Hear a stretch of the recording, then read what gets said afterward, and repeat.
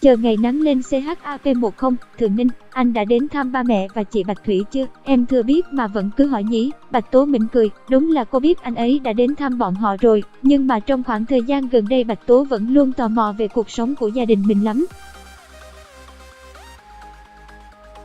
Câu hỏi này thông qua Thượng Ninh chỉ đơn giản là cô muốn biết ba mẹ mình sống ra sao rồi hay thôi. Em nhớ ba mẹ và chị hai, tại sao lại đến đây? Thượng Ninh, anh đừng nói như thế, nơi này có chú cơ mà, sống gần chú chẳng phải em sẽ luôn cầu nguyện cho gia đình mình sống hạnh phúc hay sao? Thượng Ninh nghe xong chợt thở dài, đối với một cô gái trọng đạo như cô, anh không thể nào phản đối hay lấn át tới. Bởi vì, Bạch Tố chỉ biết dựa vào thế giới tâm linh mà sống mới thấy cuộc đời vui hơn. Đó là nguồn sống duy nhất bây giờ của Bạch Tố. Đúng, Thượng Ninh cười lớn đồng ý. Bạch Tố khẽ nhíu mày, cô nghiêng đầu, anh cười gì thế? Anh đâu có cười. Thượng Ninh thay đổi sắc mặt như đứa bé bị bắt quả tang. Rõ ràng em nghe giọng cười của anh cơ mà. Tiếng viết cạch cạch trên tấm bảng nổi của Bạch Tố khiến Thượng Ninh chạnh lòng. Đột nhiên anh cất giọng, Bạch Tố, em có thể cho anh nghe giọng nói của em không? Xin lỗi anh, em không thể nói được nữa. Bạch Tố cúi đầu, cô trầm buồn viết nhẹ nhàng dòng chữ, mấy năm nay rồi, em vẫn luôn cố gắng tập nói, nhưng vô ích. Chắc điều này anh đã nghe chị Bạch Thủy và ba mẹ em nói rồi chứ. Em bây giờ là một người không những bị mù mà còn bị câm. Bạch Tố, trước đây chẳng phải em vẫn nói được sao? Chỉ là lâu rồi không nói cho nên em mới chưa thể nói ngay được. Em cố gắng một chút nữa nhé. Thượng Ninh đã thay đổi khác hẳn ngày bé. Trong lòng Bạch Tố bây giờ anh ấy không còn là một vô ời hay trêu chọc bắt nạt cô nữa mà là một chàng trai dịu dàng ấm áp.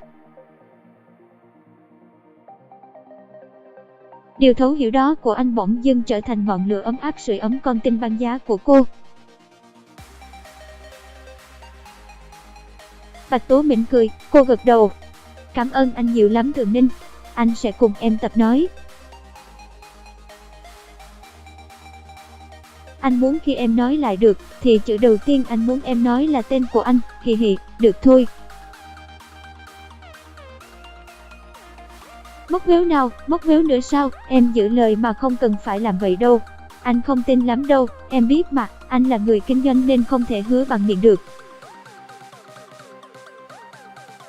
Phải có hành động cụ thể, nào móc méo tay. Thượng Ninh giơ ngón tay út ra rồi tìm lấy ngón út của Bạch Tố. Xong rồi, em hứa rồi đấy, em hứa mà. Cảnh hoàng hôn buông xuống lãng mạn trên chiếc ghế đá dưới bóng cây sồi to lớn. Một chàng trai lịch lãm và cô gái dịu dàng đang nói cười vui vẻ. Mặc dù chỉ nghe mỗi tiếng chàng trai, nhưng ai nhìn vào gương mặt của họ đều cảm thấy hào hứng.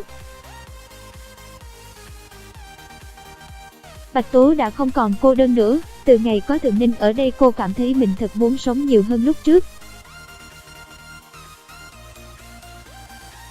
Cô cảm thấy ngày càng yêu quý Thượng Ninh, ngày nào cô cũng ngồi ở chiếc ghế đá quen thuộc để chờ anh, cứ như thế một thói quen của Bạch Tố được hình thành.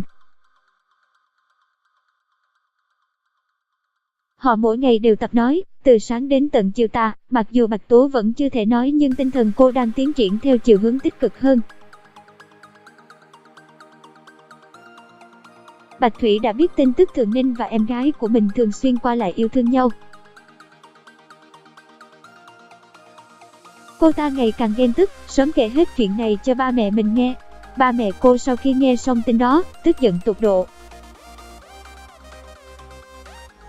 Cứ ngỡ như là chỉ có Bạch Thủy mới là con ruột của bọn họ, còn Bạch Tố là kẻ thù ngàn năm vậy. Rầm, Bạch lão gia ném ly thủy tinh xuống đất. Ông ta nhìn thấy Bạch Thủy khóc mà lòng đau xót thay con gái cưng của mình Bạch Tố, đứa con gái ti tiện, vô liêm sỉ.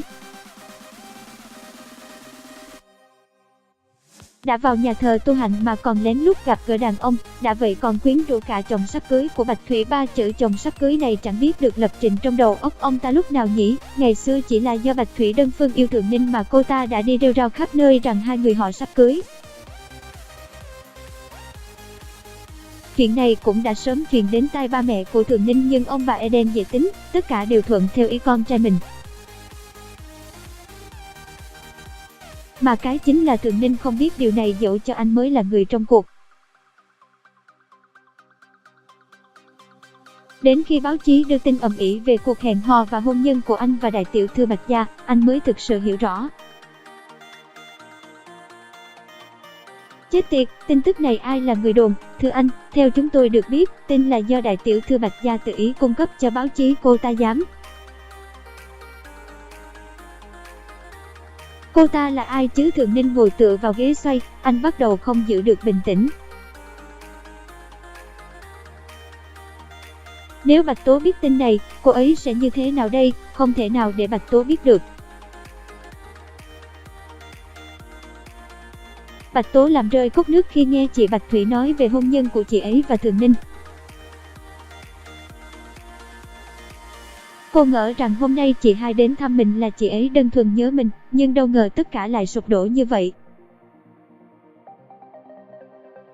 Anh Thường Ninh và chị đã hẹn hò với nhau rất lâu rồi, hết C10.